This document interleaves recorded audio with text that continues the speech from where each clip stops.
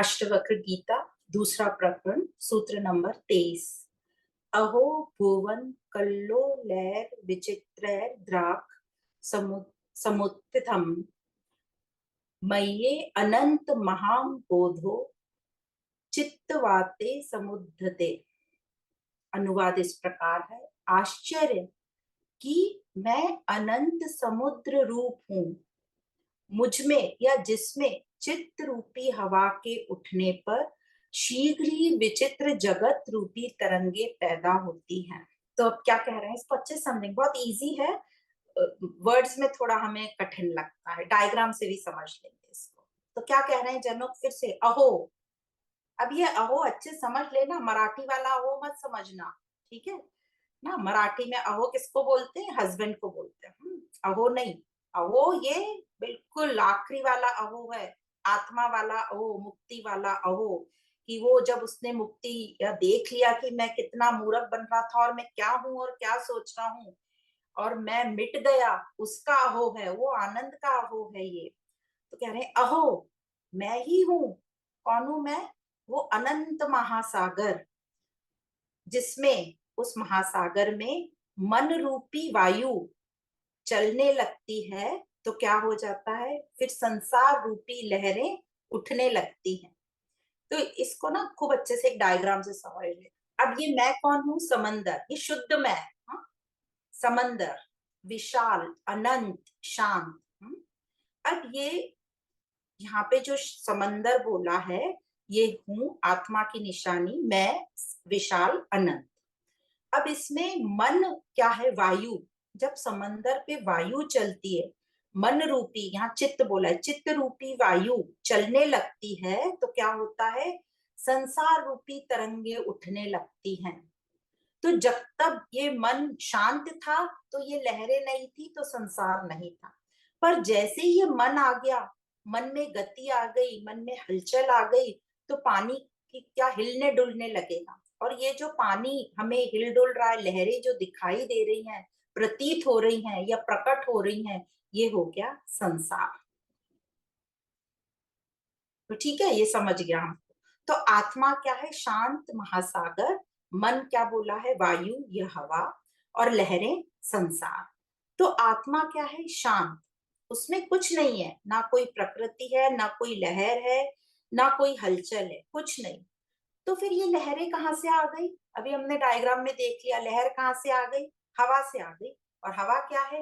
मन है या चित्त है। तो ये जो मन दूषित हो जाता है तब चलने लगता है ना। शांत में तो मन चुपचाप बैठा है, पर अभी हमारा मन दूषित है। तो मन जब दूषित होता है, मतलब कब दूषित होता है मन?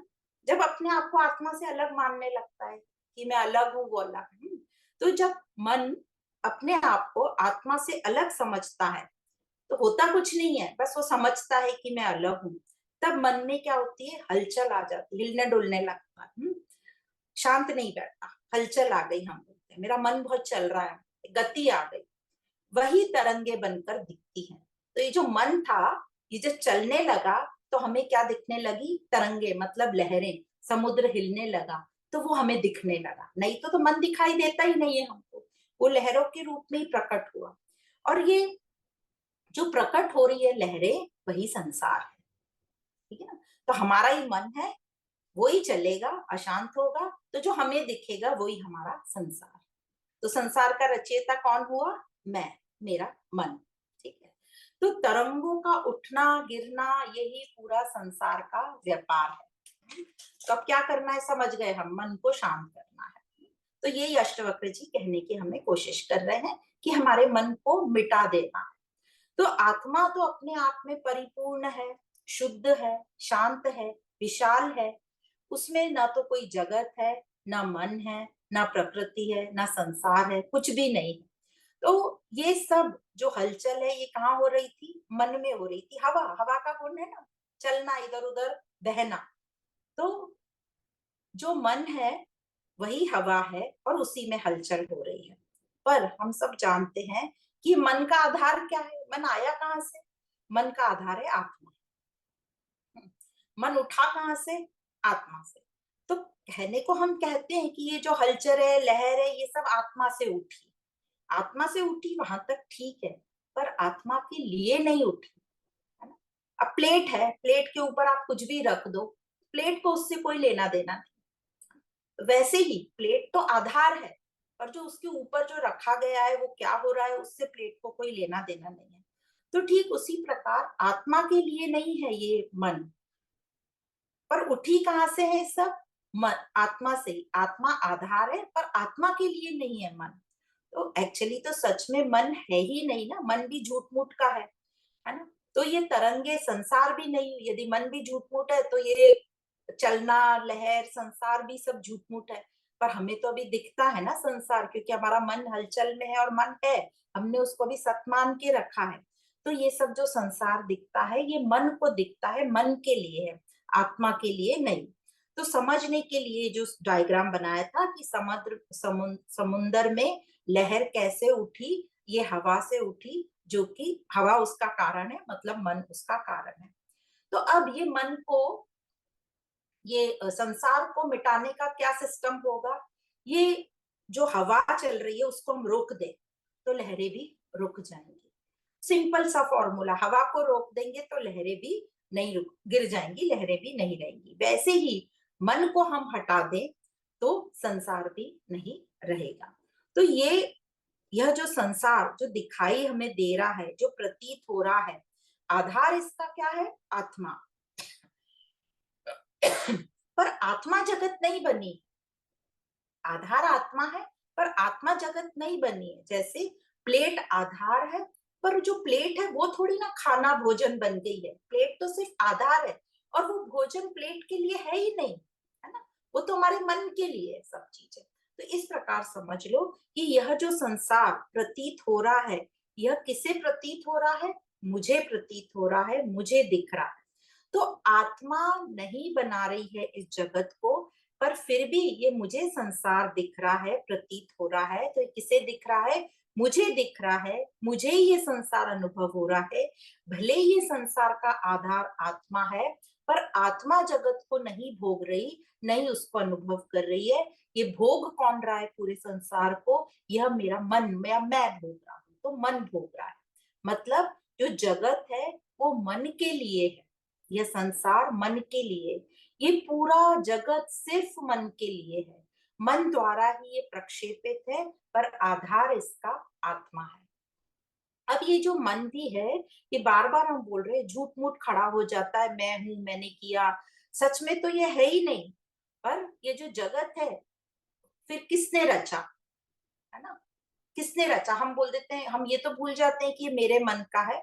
हम पूछने लगते हैं, मुझे तो ये जगत दिख रहा है, तो ये जगत किसने रचा? ना हमारे मन में क्वेश्चन आता है, कोई होगा जिसने रचा होगा। नहीं भाई, ये किसने रचा? मैंने रचा। ये जगत किसका हुआ? ये मेरा हुआ। तो है ये जगत मिथ्या, पर हमें सत लगता है। किसको सत लगता है? ये मुझे, जिसको दिखता है उसको सत लगता है। तो ये किसका हुआ? ये मेरा हुआ। तो ये कहीं बाहर से नहीं आया है, ये पूरा जगत मेरा निर्मित है, मेरा प्रक्षेपण है। तो आत्मा ये पूरा जो क्यों बता रहे हैं, ये बताने के लिए कि आत्मा ने जगत को नहीं बनाया है, आत्मा सिर्फ उसका आधार है। आत्मा जगत को नहीं घड़ती या बनाती, है ना। वो उसका सिर्फ आधार है।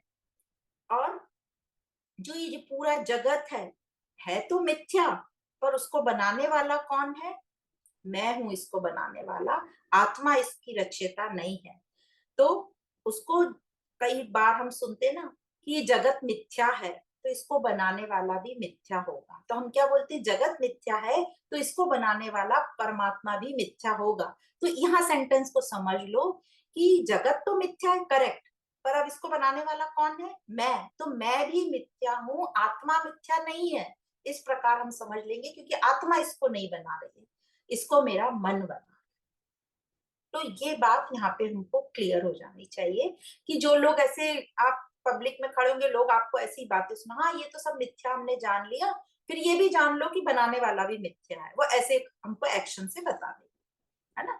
तो ये हम जीव लोगों की बहुत ही स्वार्थ और लालच की तर्क बुद्धि चलती है कि हम परमात्मा को भी ऐसे नीचे गिरा देते हैं अपने लेवल पे, है ना। हम तो ऊपर उठते नहीं, हमको तो ऊपर उठने में बहुत दिक्कत हो रही है। हम अपना जो अहंकार त्याग नहीं सकते, सुख त्याग नहीं सकते, तो हम उसको नीचे गिरा देते हैं। हाँ, इस प्रकार। तो मतलब अब हमने समझ लिया ये मन मिथ्या है, आत्मा मिथ्या नहीं है, आत्मा रचयिता नहीं है, आत्मा आधार है। तो संसार का रचयिता वह जिसने ये संसार को देखा, जिसने ये संसार का अनुभव किया। तो किसने किया? मन ने, मुझने, मैंने। तो इस प्रकार हमने समझा कि ये जगत संसार मन से कैसे बना। तो जब मन हो तो लहरें दिखेंगी, मन हलचल, मन होगा ही। जब भी मन होगा तो हलचल में ही रहेगा, मन का स्वभाव ये, क्योंकि हवा है ना, वो हलचल में ही रहेगा। तो संसार प्रतीत होगा।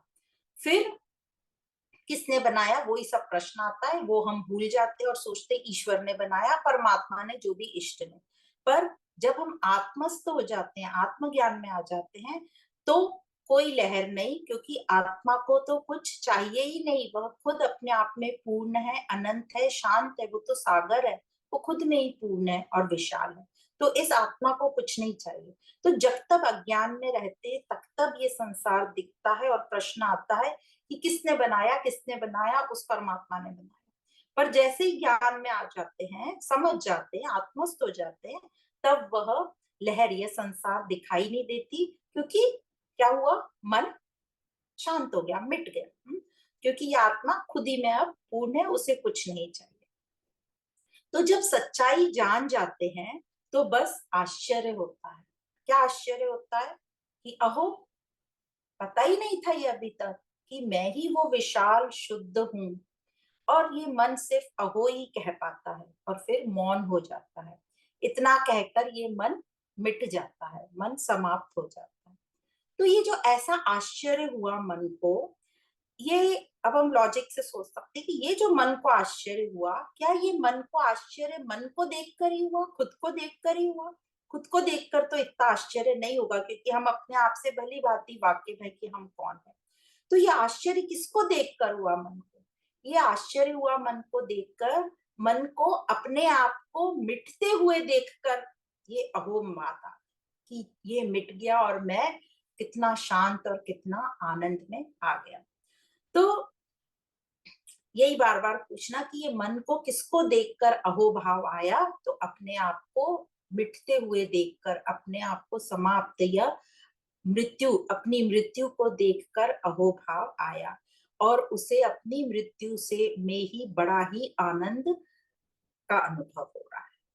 हाँ, जैसे कि बहुत बड़ी रिस्पॉन्सिबिलिटी खत्म हो गई और मैं आजाद हो गया ना। कंपैरिजन तो कुछ है ही नहीं उसका, पर हम ऐसे समझ सकते हैं। अब अभी तक हम क्या कर रहे थे? अभी तक राजा जनक अब क्या बोलना चाहते हैं कि अभी तक मैं मन को बचाए बचाए घूम रहा था पूरे संसार में, कि मुझे कुछ मिल जाए, मुझे कुछ मिल जाए, मेरी भूख मिट जाए, है ना। हमें लगता है बाहर से कुछ मिलेगा तो हमारी भूख मिट जाएगी। पर जब तक ये भूखा जिंदा है तो ये भूख मिट सकती ही नहीं है। और ये भूखा कौन है? तो भूखे को मिटाना है।